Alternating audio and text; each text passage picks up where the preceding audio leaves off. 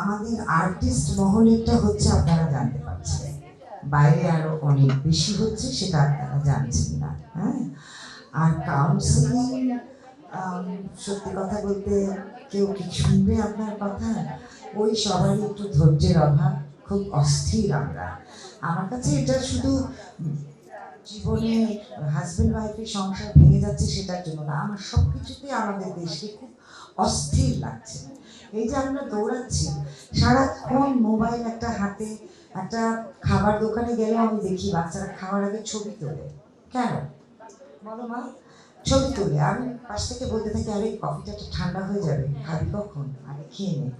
তিনটা চারটা বন্ধুকে একসাথে বসতে দেখি এরকম করে ফোন স্ক্রল করে।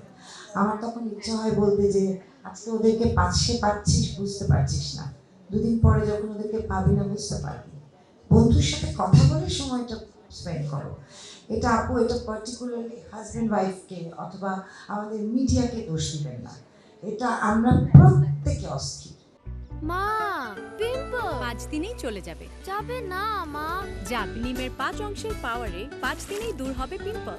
হিমালয়া পিউরিফাইং নিম ফেস ওয়াশ।